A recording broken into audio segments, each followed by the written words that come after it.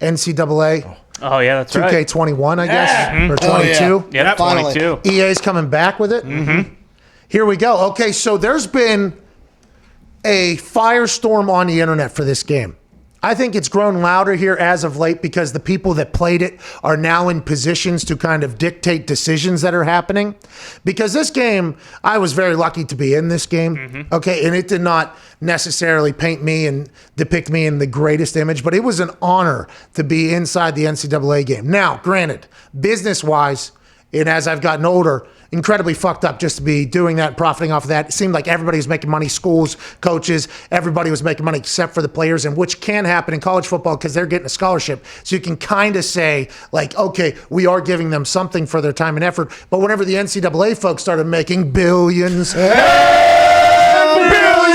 of dollars, and it seemed like coaches were making money and other people were making money, and there was cover athletes and everything like that, that became obviously a big ordeal. And it wasn't because of the NCAA football game per se. It was actually Ed O'Bannon, Yeah. who was a basketball player. Right, at UCLA. He is the one that kind of led the charge in being like, hey, you can't just have these video games that are making massive amounts of profit for a lot of people, except for the players, while using the actual players. Now, you don't put the names on the back, but it's the jersey number. It is the player. It is that pudgy kicker wearing number 40, who's got a big leg, but you don't know where it's going in the game. That is me. I know it's me.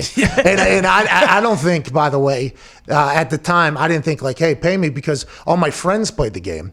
And whenever I was in the game, it was like a pretty cool thing. But then as you get older, you start looking back and you go, that's fucked up business-wise to be doing that. Just like everybody's kind of doing college football now.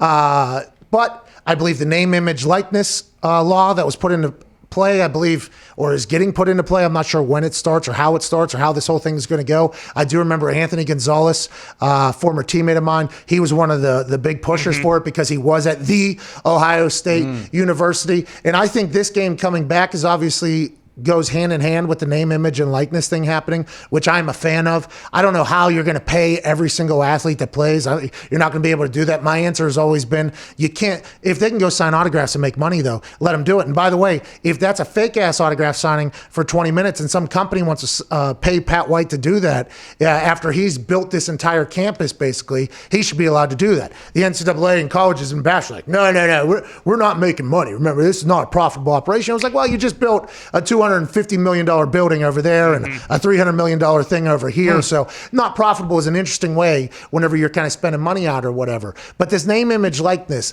I think it was a great first step. And now that EA Sports is going to come back and make this, I would assume they're going to have to pay the players. Yeah. I would assume the players are going to get a paycheck. This is what happens at the NFL level whenever you're talking about Madden. And the way that goes is Madden made a deal with, by the way, people are not happy about Madden. Okay? Still. Fix the game. Fix it. NCAA coming out, by the way, might. Madden, it's, hey, EA, I hope you know, and you do know, there's going to be a lot of expectations on this game and the quality of it, especially what's been going on with Madden and everything like that. But with Madden, they have a deal with the NFLPA. So the NFLPA at their end of yearly like meeting with teams, the NFLPA sends representatives and they go through things and they play this propaganda video at the beginning of it of how important the NFLPA is. And they talk about the NFL when it was a much different time, when guys were working in mills and whenever, there was rats potentially in the locker room and everything like that, and what the NFLPA has accomplished and all that. And I believe there has been some incredible things that the NFLPA has accomplished in its entire existence, but there's a lot of things I have a lot of questions about. But you don't actually get to ask those questions in those meetings, because in those meetings they go, hey, we got your Madden checks also at the end of this meeting. You will get your Madden checks, which I think was $10,000. It might have went up a little bit, but everybody got the same exact amount of money. And they would always do it at those meetings whenever they would ask if anybody had any questions about how anything's going. Oh, by the way, got your Madden checks. Hey, do you have any questions about anything? Any decisions that are being made? Maybe your performance bonuses getting delayed, deferred 2 years down the road instead of right now because some people thought that was a good idea. You have any questions about anything of that? Maybe giving away your rights to sell T-shirts where you make 50 cents off a brand that you created. We are very lucky and thankful that we could give away those rights for you. If you have any questions about any, maybe a couple guys that work here getting paid a lot more money than a lot of the players that are in the league. If you have any questions about, basically telling the world that you're ready to go to war with the people you're about to negotiate with, instead of being like, hey, in negotiation you have to be partners, so maybe we shouldn't try to go to war with the NFL before we're going to negotiate with them. I know they are shrewd, incredibly shrewd business people, are going to try to fuck you over at every turn, but I don't think that's the proper way to go into negotiation, is by telling everybody you're ready to go to war, because I would assume that potentially sets a climate that could be a little bit toxic to negotiations, and then a lockout happens and then everything else happens. If you have any questions about that, cool, but we got your Madden checks right at the end of it. Okay. And that's how all those meetings happen. And then you walk out with $10,000 checks. Guys had probably a workout in the morning, special teams meeting, team meeting, breakfast, individual meeting, lunch, practice, individual meeting, then that meeting. Jeez. You know, we got your checks. So it was always an interesting game that the NFLPA played. And the NFLPA has done a lot of good things, okay? I understand. I see the propaganda video every fucking year. I understand you guys did a lot or whatever. I have a lot more questions, I think, than there was answers or time to be had. So I stopped going, okay? And then I just stopped going to the meetings because I was like, all right, I'm done with this. And I assume a lot has changed since then. But that sort of thing is probably what's going to have to happen with all these college teams. If there's 130 teams, by the way, okay, and you start doing some quick math, let's say it's starters and backups at every position. So that's 11 on offense, 11 on defense. That's 22. Then double that for the starters and backups. That's 44. Then you do times 130 and you get 6,000. Okay. Then you times 6,000 times, let's say it would be a $5,000 check for everybody that is on every single team as a starter and backup. That'd be $30 million. Back in the day, it was projected that these games made $80 million a year, let alone after having at least a 10-year off time. I would assume it's going to make a lot more than that this year. I wonder if they are just go ahead and putting that in as the charge. We're just going to account for this as being one of the basically fees now. This is one of the L in the P&L process of this entire thing, a loss. And just count that as 30 million. That feels like that's the way they're doing it.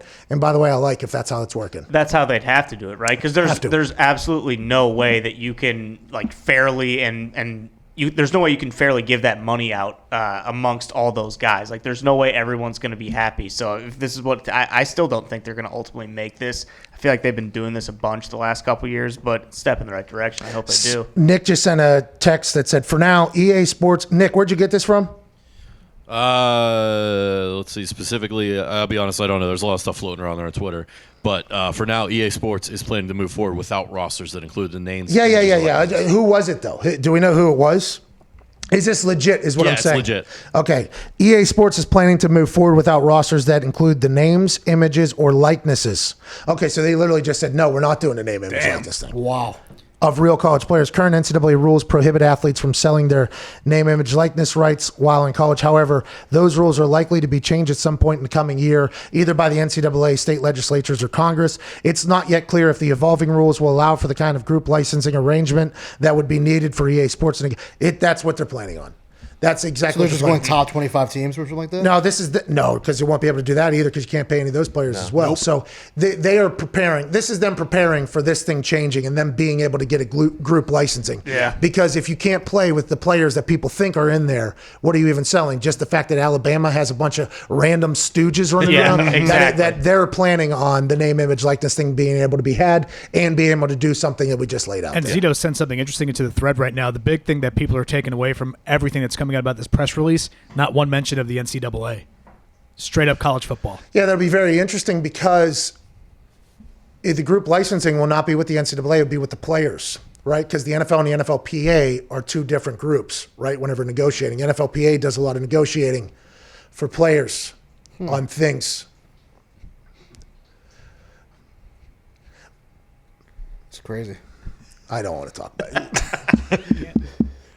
I got tested 8 times a month for 27 months. Good God. Okay? In that substance of abuse program. All right?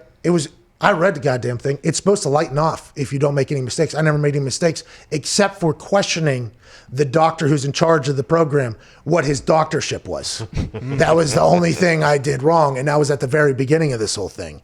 I did that. So I kind of got punished, I think, for 27 months or whatever. Yeah. I reached out to the NFLPA, by the way, and I was like, hey, is there any way you guys can help me with this whole thing? I got a text like 3 months later. You good? You only got 2 months left now. I'm not good. And I'm 3 minutes late for Terrell Davis. Right we have to get to a break. I'd assume that's what they're banking on, though. Yeah. Has to be. We can get him on. Is Terrell on? I can get him on right now. You want to keep going? We're having a ball right now. Yeah, let's call him right now. They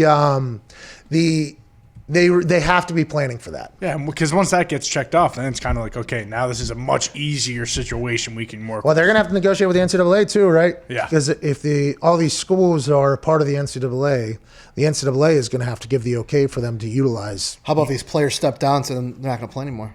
Well, it'd be interesting if the players take a stand and say like 5,000 is enough, 6,000 is enough. Yeah. What are they going to do? This would be a massive press release for nothing really at the end of the day. If they did want like say 10 grand, then will we be talking about maybe just the Power 5 teams in there, and then like, all right, screw Illinois State, sorry, Zeke, and all those type of schools, and let's just go with the guys that people want to play with. Which, by the way, in my eyes, would be a smart business plan. Yeah. But what about whenever you want to go take a small team on a run? Yeah, that's not college football. What about the University of Cincinnati? You're going to leave them off of there? Not everyone now you're the college football player. How dare you, dude? Not everybody wants to play with the Ohio Bobcats, all right? How dare you, dude? Not me, not now, not ever. Front running piece of shit.